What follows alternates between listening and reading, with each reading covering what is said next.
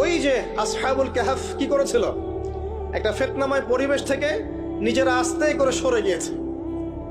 যখন আপনি পরিবেশকে পরিবর্তন করতে আর পারছেন না, দাওয়াত দিয়েও কোনো কাজ হচ্ছে না, মানুষ কথাও শুনছে না, জুলুম নির্যাতন বাড়তেই আছে, টিকে থাকা মুশকিল, তখন তাদের হিসেবের দায়িত্ব আল্লাহর উপর ছেড়ে দেন, আপনি ওখান থেকে ডিসকানেক্টেড হয়ে যান। তো হয়তো আপনার কাছে মনে হচ্ছে না এখন ওই যুগ আসে নাই, কিন্তু আমি আপনাকে বলে দেই যে কোরআন এবং সুন্নাহর চোখ দিয়ে যদি আপনি দেখতে শেখেন এবং বর্তমান বিশ্বের প্রেক্ষাপটটা অ্যানালাইসিস করার যোগ্যতা আপনি অর্জন করেন কোরআন সুন্নাহর চোখ দিয়ে, আপনি বুঝতে পারবেন সেই সময় অনেক আগেই চলে এসেছিল।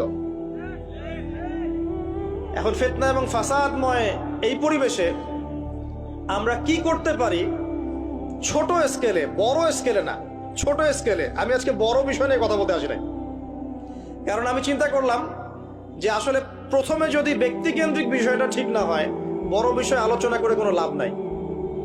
আগে ব্যক্তি যদি ঠিক না হয়, বড় বিষয় আলোচনা করে আসলে কোনো লাভ নাই, আপনারা বুঝবেনও না, মাথার উপর দিয়ে চলে যাবে।